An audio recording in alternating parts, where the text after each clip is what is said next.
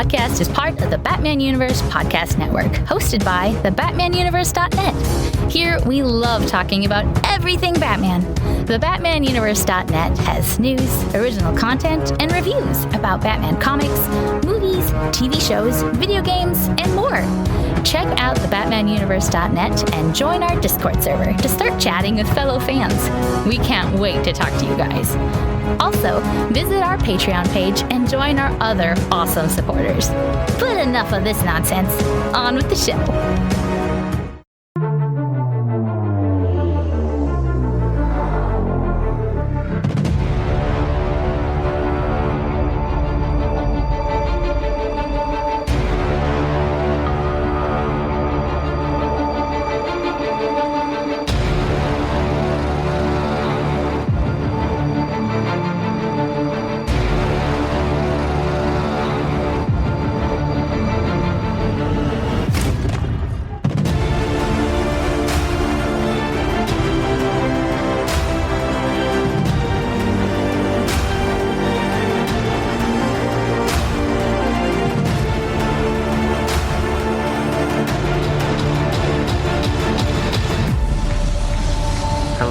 Welcome to the Batman Universe Comic Podcast, Season 16, Episode 5.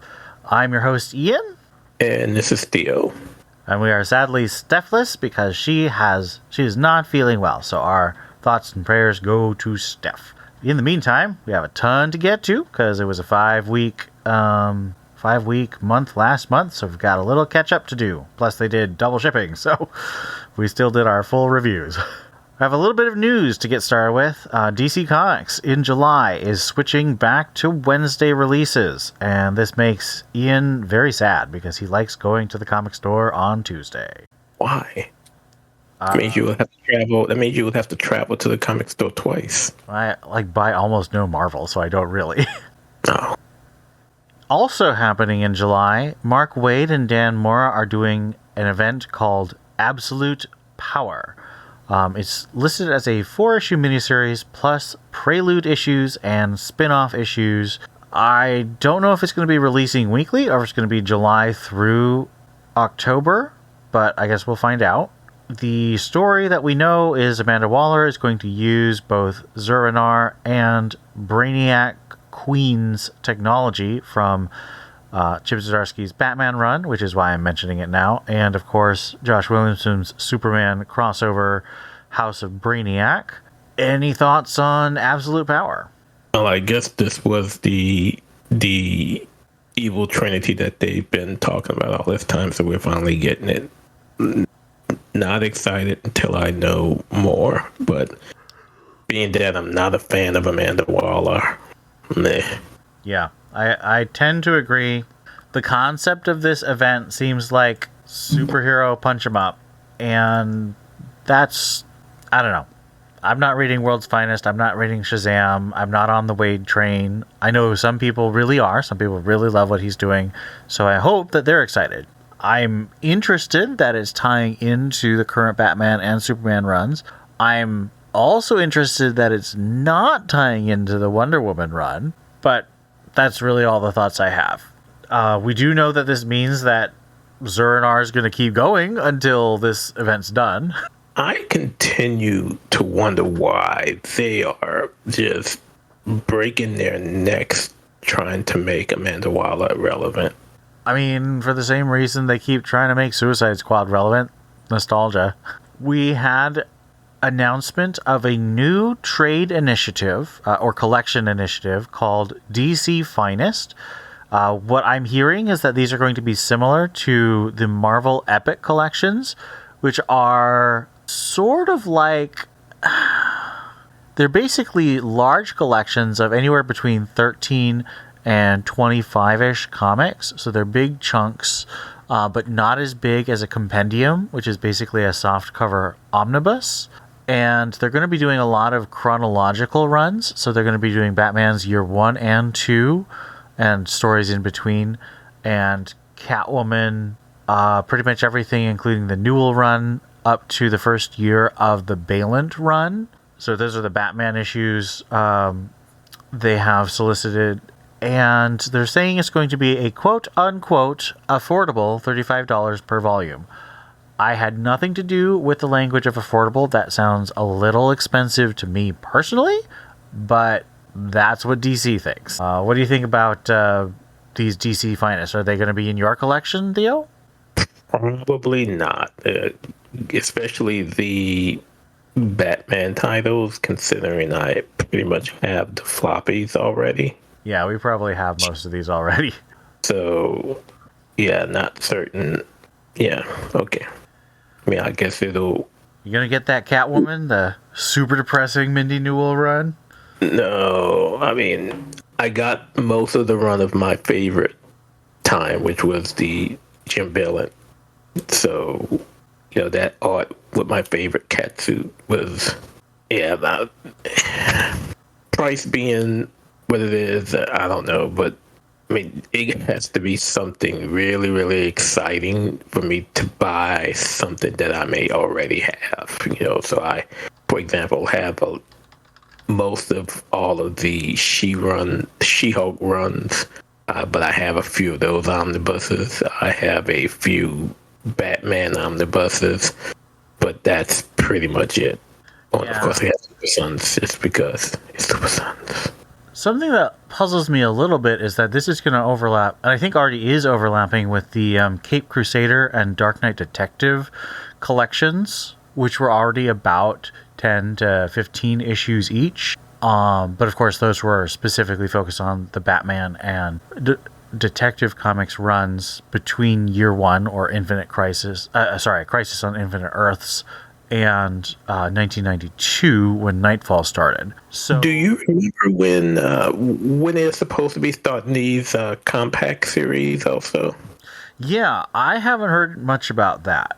There's a lot of stuff that DC has announced and then kind of left for like 6 months. So I don't know what their plan is. And I worry because that's a Marvel thing, and Marvel often like soft cancel things or push them out years when they do a terrible idea. Yeah. Where's Otto when you need him? He'll be complaining about this. So this is technically a little off the beaten path for us at TBU Comics, but I think Theo will understand.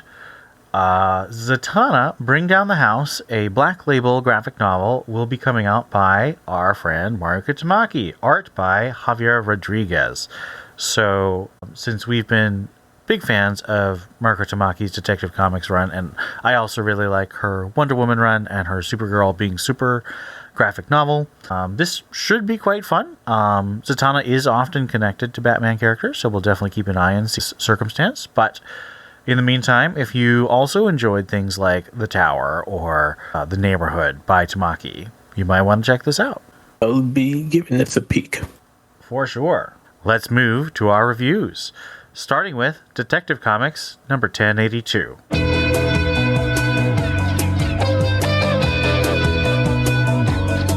Written by Ramvi, art by Riccardo Federici and Stefano Farelli. I think it's Raphael, actually. Colors by Lee Lowridge. The main story is titled Gotham Nocturne, Act 3, An Elegy of Sand, Part 2, and The Question, Forget Me Not, Part 2. Above the false vision of Gotham City, Dr. Hurt tells Bruce he saved the Batman attacks, insisting it's a lie. And Hurt says Bruce should have used his money to turn stone into bread, removing all crime with his fortune. A clown capers about as Batman insists that it's not real. Meanwhile, Renee Montoya, the Question, jumps between rooftops in the real Gotham, searching for the answer. She sees Cassandra Cain Batgirl trying to hold on to her own case of Detective Fielding and her fading memory of Batman as the Orgum reality engine erases the truth. Batman realizes his battle with the Asmer continues in circles and climbs aboard Dr. Hurt's blimp. He sees a city where he controls through machine guns and fighter jets and jumps off the blimp to crash the plane, saving a crowd of people. The Question and Batgirl interrogate an ex-cop, and he says Nash, the cop who murdered Fielding, was working for the Orgums. Batgirl and Question both strive to remember Batman. Talia al Ghul stands alone in the desert until her men appear, dragging the body of another of her servants, dead. She knows that death stalks her as well as Batman now. So, we have two plot lines. We have the question, and we have Batman again. Did you find either of them more compelling than the other? So, I'm going to say that hearing your review gives me a completely different viewpoint of the ending of that story, because I don't know why I thought that that guy that they were carrying was Bruce, and I'm assuming that's Flamingo in the background standing with the sword. Yes, at least you would think, with the pink and the...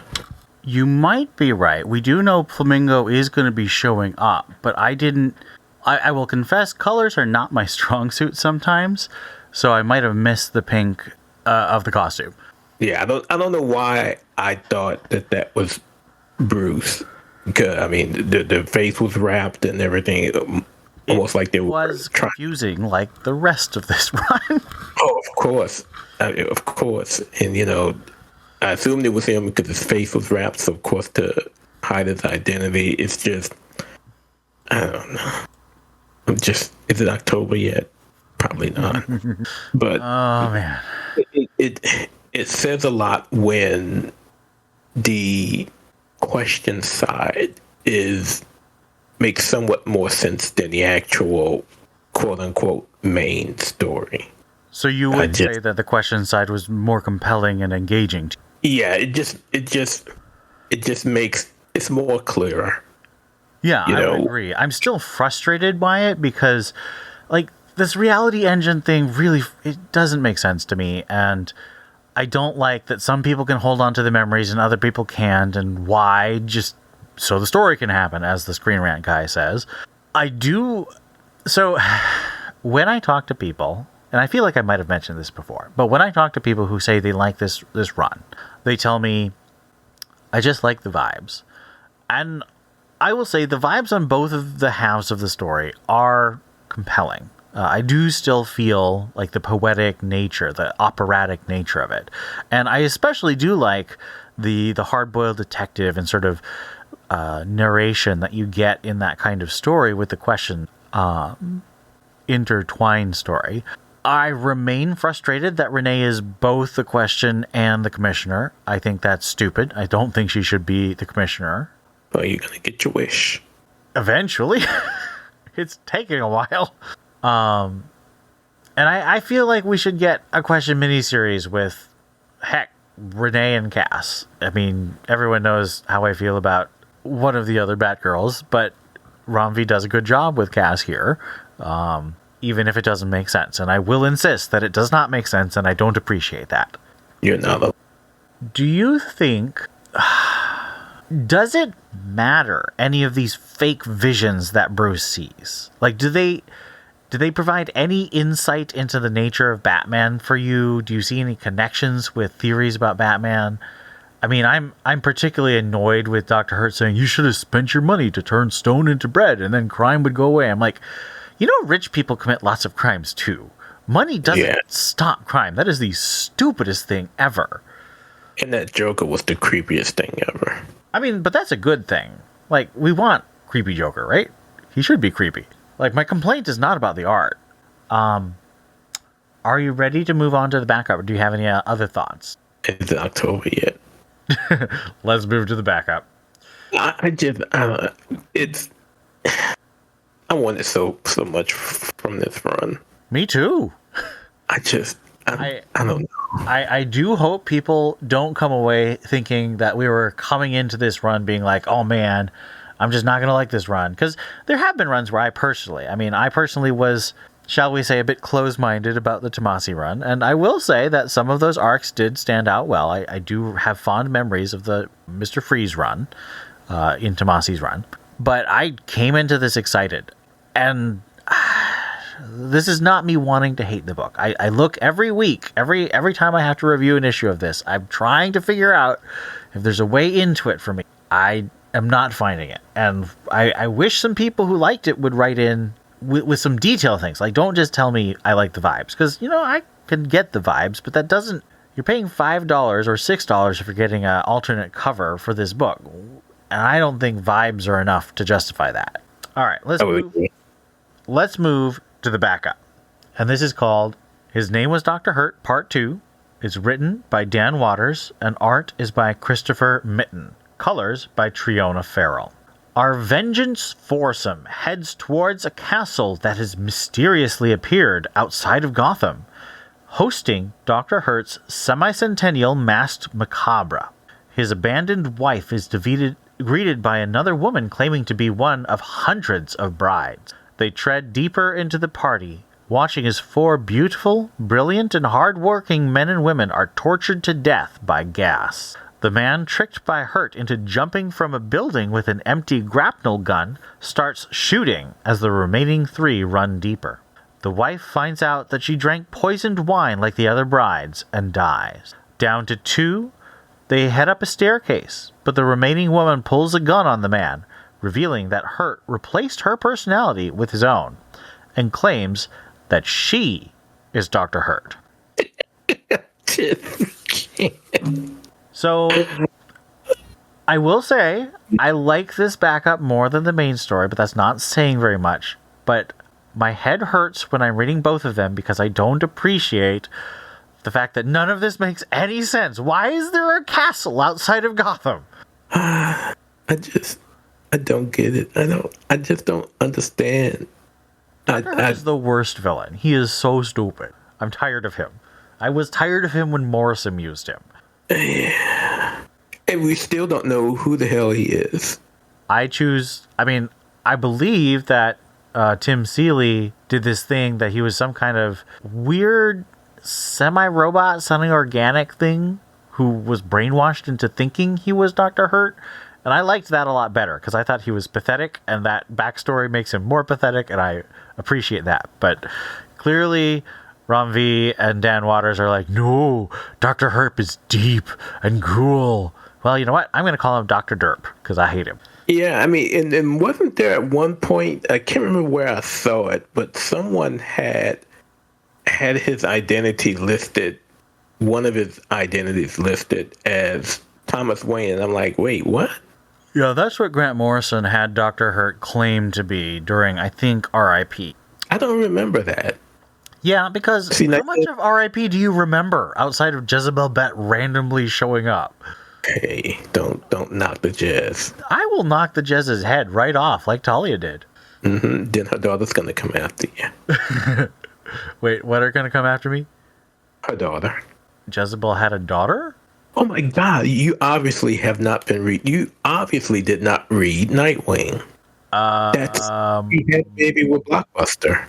Oh yeah. That didn't stick in my head clearly. Because you don't respect the Jez. I don't respect Jezebel Jet. That was a stupid plotline. Maybe not as stupid as this. Yeah, it's kind of the same. It was just a bunch of drugs and like random people conspiring. And everybody dies. And everybody dies pointlessly for no reason. All right. Let us give Detective Comics number 1082 a rating out of 5 Dr. Derps. Dr. Derps. I will give it a 2 because of the art of the main story. I put my ratings. Shoot. In the trash with the issue. Oh, here it is. Okay. So you said 2. I have to say 3 because that's what I wrote in my review, and it's mostly because of the art. So our average is 2.5. Moving on to Batman number 145.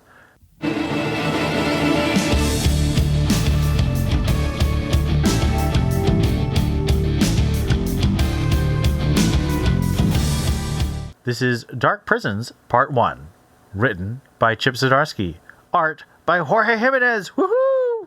Colors by Tomumore. As the Joker finishes his tale of Year 1, Bruce tries to process what it all means. Joker's true goal is to break Zur-En-Arrh, as breaking Batman is too easy. Joker relishes Batman's fury as Zur lives his life. In Gotham, Zur, in Failsafe's robot body, makes his debut after weeks of Batman's absence, taking down weapon smugglers with his technology and power. Jason arrives despite Oracle's warnings about Batman's fear implantation, and Zur tells Jason he's sorry, pretending to be Bruce. He says he loves Jason, but Jason cannot break the law again. Bruce uses Joker's back brace to pick his cell lock, then wraps cloth around his head and heads into the rest of Blackgate. He finds Vandal Savage, who hints at his plan. But before Batman can learn more, Failsafe's robot guards attack and capture Bruce. Zur-Anar hijacks all screens and speakers in Gotham and warns everyone that Batman is back.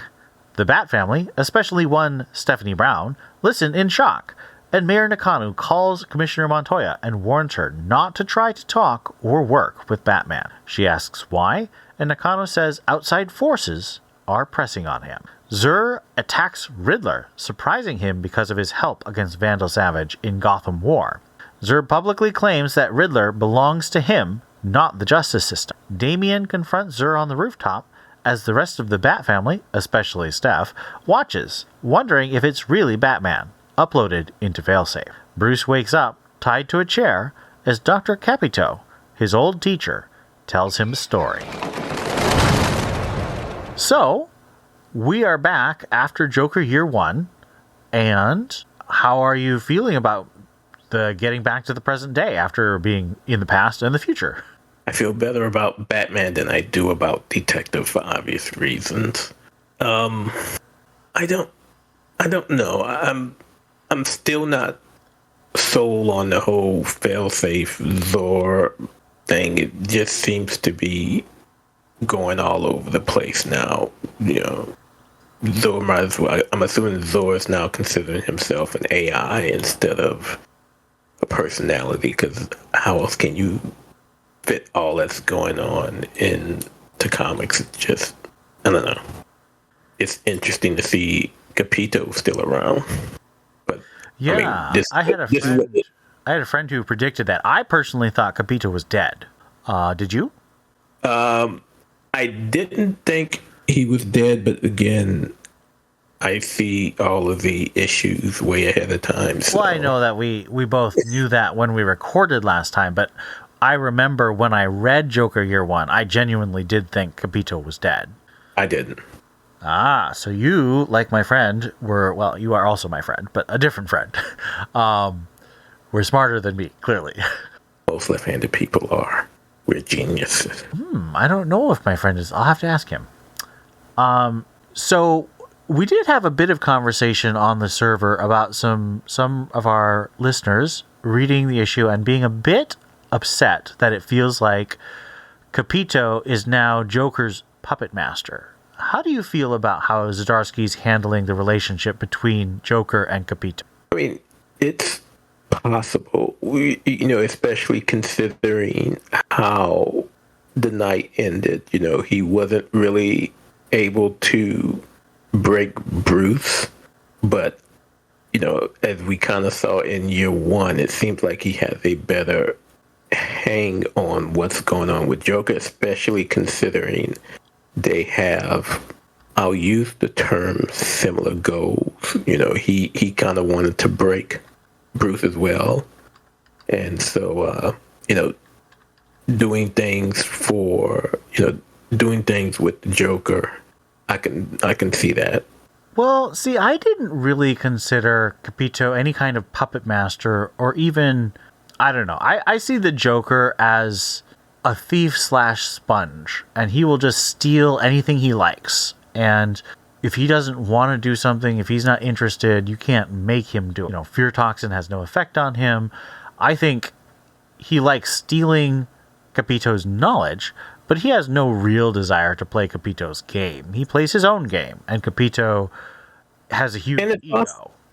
Yeah, and it's possible that may still happen. He may just be leading them on, thinking that he's pulling the strings when in fact he has control the entire time. Yeah. I mean, that's certainly my theory. I I don't think Capito's in control. I mean, he's locked up in a cell with a toilet. Yeah, I mean, he's basically, I mean, me and Joker is basically Batman's opposite. So it's possible, just like he couldn't break Bruce, he couldn't do the same with the Joker, and the Joker's just playing him.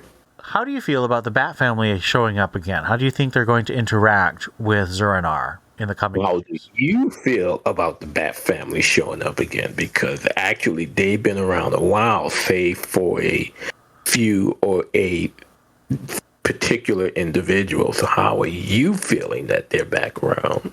I am very excited. It's great to see Stephanie Brown again because I've been missing her quite desperately.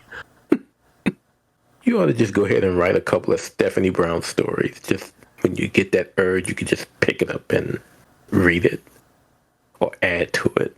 I mean, I write my own fanfic, but it's usually set when she was Batgirl or Robin. But do you think that the Bat family will fall for Zur-En-Arr's lie that he is actually Bruce's consciousness uploaded to the robot, or do you think they're going to see through it and work against him? I don't think they will. They can't be that crazy. I hope so. I mean, Zdarsky definitely wants us to think that they are struggling to figure it out, but I think they know Bruce wouldn't do that. I hope. Yeah, I think I am hoping. Now, I am hoping that my boy Damien sees through it completely.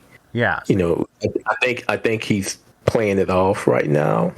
You know, and I think he breaks first. I would hope he breaks first, and then that will get the rest of the family to fall. I'll use the term fall in line, but you know what I mean. Yeah. Like he'll Follow lead the suit. family and say, "This is not my father." Yeah, and they'll follow suit. Right. Yeah. Yeah, I hope so. That's definitely what I hope. What'd you think about Jorge's art? I mean, we had 3 issues with Giuseppe Camuncoli and Andrea Sorrentino, but we're back to Jorge. How do you feel about that? I mean, you can't go wrong with it. I mean, it does look pretty awesome. How do you like his Zur-En-Arr / failsafe design? That was interesting. It kind of gave me Saga vibes. With the what the guy's name is, the robot head. They basically had something like Andy and She-Hulk, just like an android that kind of speaks. Just having that robot face with Bruce's image just looked like I was looking at a TV screen. Yeah, that was interesting. I think it looks really cool. I think it's odd that Batman still has that weird hand, and Failsafe / Zur-En-Arr also has like tentacle fingers. Like that's something that Bruce has been using his weird hand to. But the tentacles was on both hands, not just the. Right. No, so Bruce only has one weird hand, and Failsafe obviously has 2, and probably does feet too. Yeah, I thought you might have been insinuating that he completely copied everything. No, but I'm curious to know what the thought process behind that, because it's not something I remember them doing in a lot of other Batman. Got it. So we know this arc is called Dark Prison. Do you think that the Dark Prisons refer to Zur-En-Arr's control over Blackgate, where he's keeping all these prisoners, or do you think he has an even darker, more secure prison that the Bat family and Batman will have to break into? No clue. Okay, yeah, I feel like both of those are options, but I don't really know. Let's move to our backup. This is called Doctor's Orders. It's not listed as a part 1. It's written by Chip Zdarsky. Art is by Michelle Bandini. Colors by Alex Sinclair.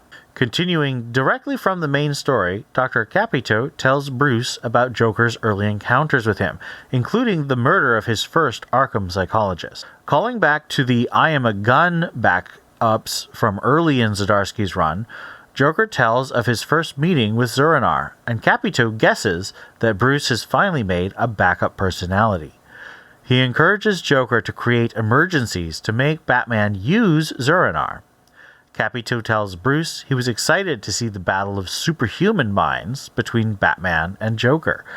And the backup ends with Joker, in Capito's flashback, dressed as a handyman before a huge building ready for mischief. So this almost feels like it's just part of the main story, even though it's structured like a backup with a new artist. Did you feel like it was part of the main story, or did you feel like it was more of a backup? I felt it was more of a backup simply because I immediately thought back to Zdarsky's first backup with Zor and that first interaction with the Joker when he almost killed him. Okay. I don't know. The way he transitioned into the backup threw me a little bit. Like, it definitely does have its own elements, but that transition was something that Zdarsky... There's too many Z's going on right now. It's something that I haven't seen Zdarsky doing with his backups yet. Although he did integrate the future stuff into the main story in Joker Year 1. So I wonder if he's going to start treating the backups like 30 extra pages instead of... 10 extra pages to make 30 instead of a separate story. Because he kind of uses backups to tell parts of the story, like the Tim Drake story, or the Catwoman story, or the Vandal Savage story, which basically just don't show Batman's perspective, you know? But this one, Batman is listening to this story as Dr. Capito tells it. So, I don't know, it just feels like a different structure than he's done previously. And it felt kind of like he was just telling a 30-page story instead of a 20 plus a 10. What'd you think of Michele Bandini's art? Another Italian, apparently. Not as good as Jorge. I mean, other than Dan Mora, there's not many people we're not going to say that about, though. It's okay. I mean, I didn't have any issues with it. I'm a fan of Michele Bandini. I first saw his work in either the Nick Spencer Amazing Spider-Man run or in the tie-in comics for the PS4 Sony Spider-Man game by Insomniac, written by Dennis Hopeless. And I really liked both of those things. I thought Michele Bandini it might be Michael or Michael. But Bandini's pencils are very appealing. I really like them. And I'm glad that he's doing this with Zdarsky. I don't know. He's not someone I was expecting to see or like super excited, but I'm glad to see it. It was pleasant. I like the art. It was okay. Do you think that this is going to continue in next month's backup too? It feels like it to me, but I wonder if I'm wrong. Okay, so do you want me to give the Virgin Eyes answer? Because I don't think I've read the next issue. Okay, the Virgin Eyes answer is I don't know. Yeah, I feel like it should. That's how the story ends with the Joker dressed as a handyman. That feels like next month something crazy happens. All right, let's give Batman number 145 a rating out of 5 Bat-Zer lies. Those are lies told by the Batman Zernar. I was getting ready to say, what the hell is that? I will give it a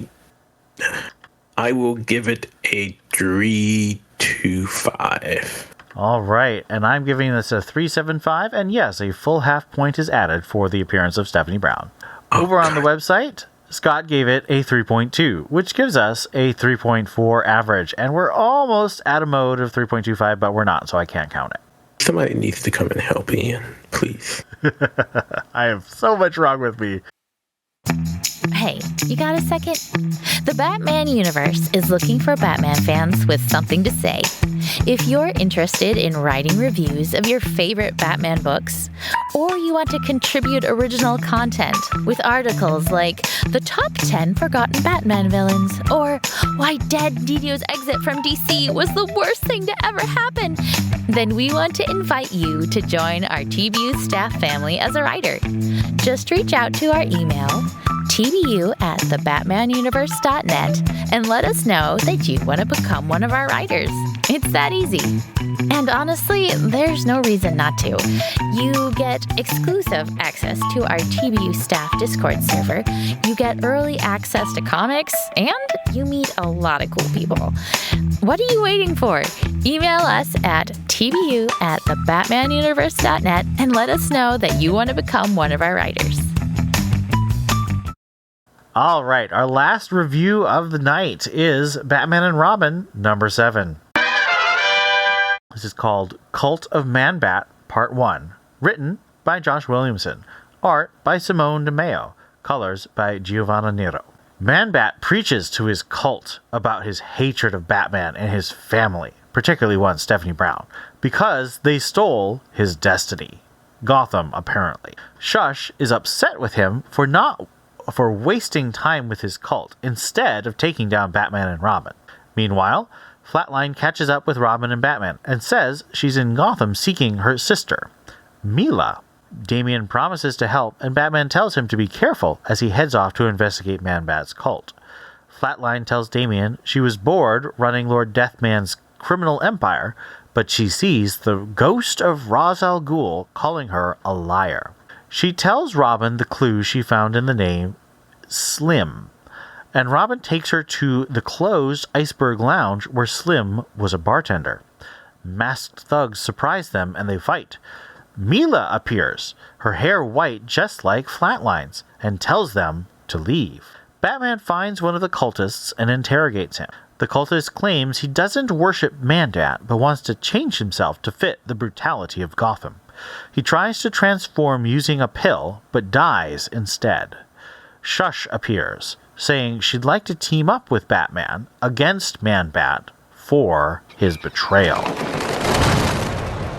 So, first question is, Simone DeMeo's back on art. How do you like it in contrast with Nicolas Chismechia? I don't know. I know that when I was doing the reviews on Batman and Robin when it first started, I had a concern about, and not necessarily concern, but I made the statement that DeMeo's style of art seems to be more suited to do cover work, and that I may have tired of seeing it throughout an issue, but seeing that there was a break from him, I guess makes it okay. He's been gone for about 3 issues and now he's back, and I think that for me makes it a little bit more tolerable, but I will still say that I think his art is more suitable for the for covers, but it's also it's okay. I really like it, but again, it in doses. Yeah, I remain a bit concerned about DeMeo's storytelling abilities. I had this problem first time I read him, which was the Harley Quinn Future State backups, where I was like, this is really appealing, but the storytelling doesn't always make the most sense. And I see that a lot in the fight scenes and how characters move from one panel to the next panel. It's too pretty. It's both too pretty, and it doesn't quite connect. The implied action between panels isn't quite as clear as I think it should be. Yeah, I mean, it's just too pretty. I mean, when you want to have a fight scene and just some downright violence, the art and definitely with the palette of the colors he uses, just makes it too samey. Everything's blue. Yeah, it just makes it totally too pretty to be violent. You know what I mean? Yeah. I don't know. I like Nicolas Chismechia, and I kind of preferred the art on the last couple issues because it felt more dynamic. And I believe Chismechia has said that he's coming back for 8 at least. So I will be happy. I know Steph will be sad, but maybe he'll draw a hotter Bruce Wayne. Or maybe not. What is Man-Bat's plan? So I am. Are we certain this is Kurt Langstrom? I mean, I know it's. I am not certain because Man-Bat is also in the Gotham Academy backup in Brave and the Bold right now. Well, that one is most definitely not Kurt Langstrom. That's not Kurt. That's some kid. But Kurt is a teacher at Gotham Academy who's mentoring the kid.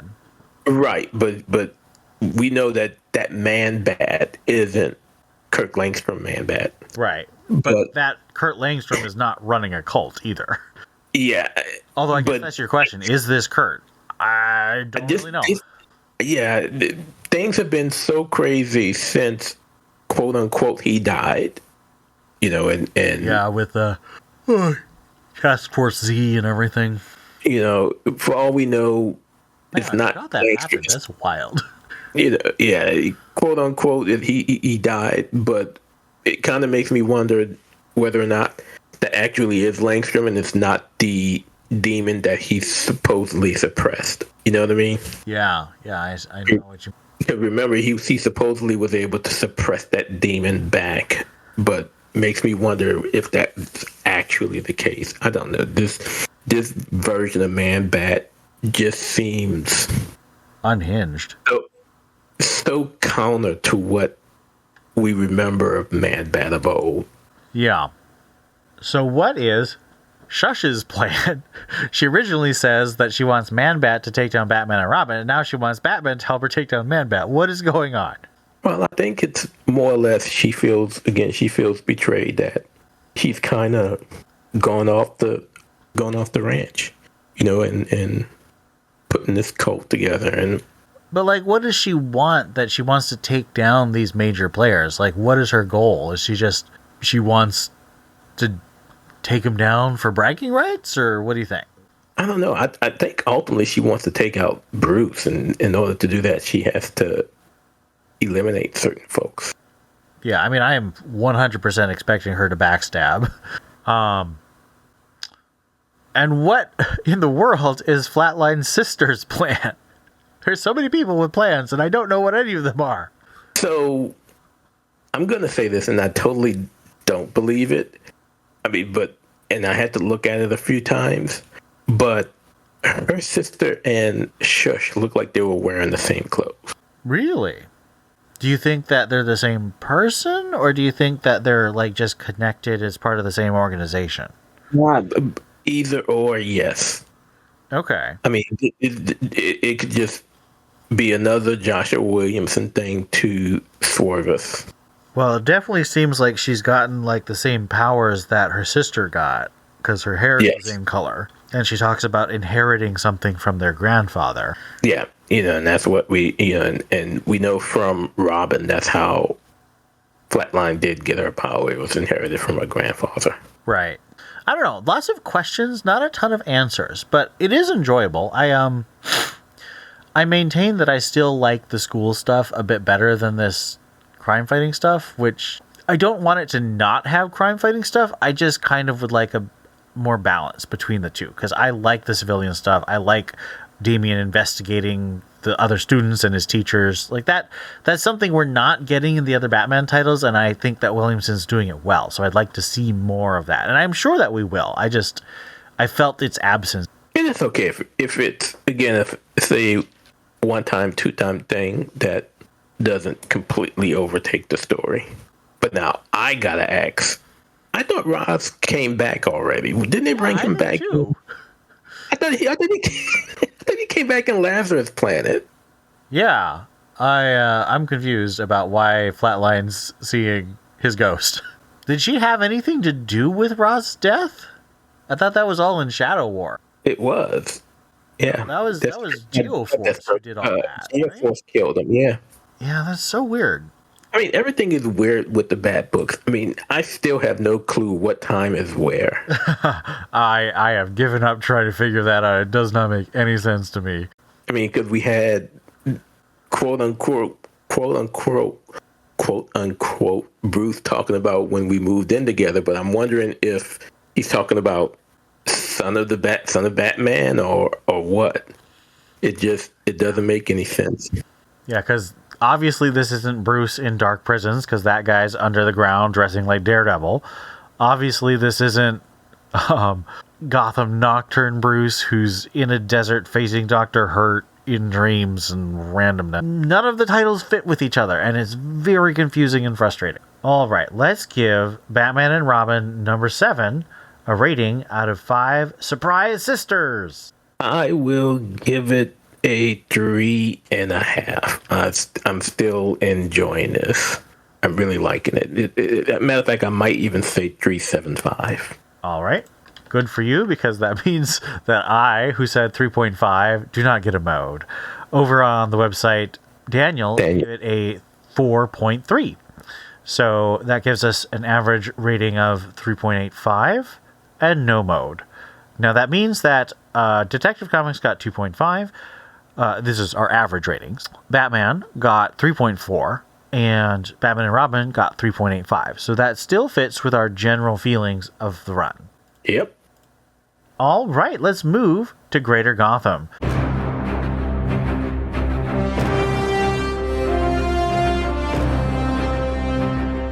Starting with Batman, the Brave and the Bold, number 10. Based on Batman stories only, I will give it a thumbs up. Absolutely. I am really enjoying this Man-Bat slash Maps slash Bruce dating Professor Isla McPherson. It's really cute. Love the art, as usual, from Carl Kerschel. I also really enjoyed the Dan Waters and Ricardo Ortiz black and white short story, and the other stories, which are not Batman Family, but they're reasonably fun. Well, I guess technically there's a Duke Thomas story, but that wasn't the best. But it definitely wasn't the worst either. So, next, The Penguin, number 7. Thumbs down. I'm tired of past story, Penguin stories. Let's get back to the main thing. Sorry, I need to remember which one this is. I read this is the last one. week. This is the one where he encounters Batman. Oh, this is in the past. Yes. And he basically runs a con job on Batman, framing other crime lords for his murders. I mean, it's fine. I'd say neutral. I'm sad that we lost Roberto de la Torre, but he went over to Conan, and people are really loving that title. Poison Ivy, number 20. Thumbs down. And I don't know. We had a conversation about this on the server, of course, and I don't like how they're making Ivy look like this floozy. You know, she's slept with how many people now, or she's messed around with how many people now in this run. Well, and the question is, are they portraying it as a villainous trait, or are they trying to make us feel like it's romantic? Yes. Both? I don't know. Saying. I wasn't reading it. I don't know. It seems it doesn't seem romantic at all. Okay. With the exception of Harley. Right. Okay, and that's an abstain for me, obviously. Birds of Prey number 7. We're bringing this back, at least for this issue, because Batgirl, Barbara Gordon, and Batgirl Cassandra Cain are both in this issue. I'm going to say it's a neutral, but it's enough for me to read it again. I'm also going to say neutral. I still have huge structural problems with this book. But the Dinah and Babs dynamic specifically is something that I really enjoyed. I think Thompson captured them in a way I haven't really seen since 2008, when Simone was last writing them. And then, of course, I thought Dixon wrote a really great Babs and Dinah as well.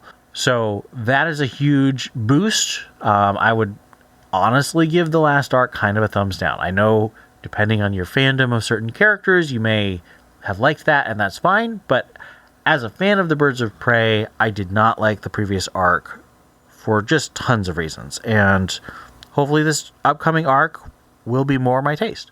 Me too. Yeah? Because it's more OG. Right, exactly. I'm so sick of the Birds of Prey being generic girl team. The Birds of Prey is not generic girl team. It is Oracle and Black Canary, and in my personal opinion, also Huntress. I am perfectly fine with other people joining the team, like Big Barda and Feel it? No, Harley? No, I don't want Harley. No, I don't on want it. Harley on the team at all. No, absolutely not. But Lady Blackhawk, I loved her addition to the team. So it's not that I'm closed to that, but you have to have the core, in my opinion, for it to really be Birds of Prey. Agreed. All right. And and even I mentioned, when looking at this, it's Barbara's not Oracle. She's in the Batgirl suit, and that's okay. It's still Barbara. If they're writing her right, that's the big thing. Because a lot of people write her wrong. The Bat Dash Man, First Night, #1. So this is our 1940s World War II Bruce Wayne fights zombies in Gotham. I had to read it a second time. That old style storytelling caught me off guard a little bit. Hadn't read something like that in a while. But on second reading, I will give it a thumbs up. I'm giving this a neutral trending up. I was expecting something different. I wasn't expecting something this violent or edgy in content. And that's not generally my taste. I didn't really like Batman Damned. It's just not what I prefer. And, but the craft was really well. Like Jurgens and Mike Perkins. Yeah. They both did bring their A games. I'm not saying it's badly crafted at all. I just did not enjoy it that much. Outsiders, #5. Oh, God. What do I want to do about this one? I will say thumbs up. I think it left some intriguing questions from all three. I've always had a question about drummer Luke seeing what I imagine is a future self. Definitely raises eyebrows in an interesting, intriguing way. And then who knows whatever's going on with Kate. She's always up to something. I'm going to say a thumbs up. I'm going to say neutral trending up, partly because I'm still not sure what DC is doing with Nocturna. Sometimes they treat her like a standard villain. Sometimes they treat her like she's like Batwoman's Joker. I don't think she fits as Batwoman's Joker. It was okay. I didn't feel like it was as insightful or clever as other issues. I did like it better than last issue. I'm not a fan of replacing Jenny Sparks with Jenny Crisis. That feels too meta and insular and self-referential. Whereas this one at least felt like it was stories based on the characters themselves. So there was actual relations between the characters. But it was very trippy. Which, I mean, it's a planetary book, so it's going to be trippy. And Drummer just beheading. That was fun. That was just insane. I thought that was fun. Although she did look rather cute the way when she dressed up for the party. Yeah. We're closing with Batman Dylan Dog #1. Now, this is a translation of an Italian comic from about a decade ago. Not exactly, but about. And it's 80 pages. Yeah, it was so much. I got through half of it and yeah, just gave it up. I tried reading it at the same time not long after I read First Night. So yeah, I will. So based on what I read, I will give it a thumbs up. I'll say neutral. I don't understand why Selina is sleeping with this main character. I don't really understand who this main character is. Batman is fine. The art is nice, but very blue, and I think I might be a little blued out after Batman and Robin. I don't know. It just didn't stand out to me as being particularly awesome, but it definitely wasn't bad. All right, and that brings us to our Patreon supporters. Every episode, we like to give a shout out to all the people who contribute at a certain level. Thank you to Lisa Slack, Johnny McCloskey, Ian Miller, Ed Grouse, David Richards, Joshua Lampenbertoni, Captain America, Donald Townsend, Robbo, Caspian73, Brendan Roberts, and Stephanie Mounds. Thank you all for helping us keep our archive on the website and all of our episodes available for people to stream and listen to. We very much appreciate you. We do. All right, that brings us to the end of our episode, and I think partly because we didn't have Steph, so we unfortunately didn't get all of her insights, but we did zip through all our reviews and our Greater Gotham, even though we had 3 whole issues to get through. So, here we go with the end of the episode. This is Ian. And this is Theo. And get better soon, Steph. And to all our listeners, we'll see you next time.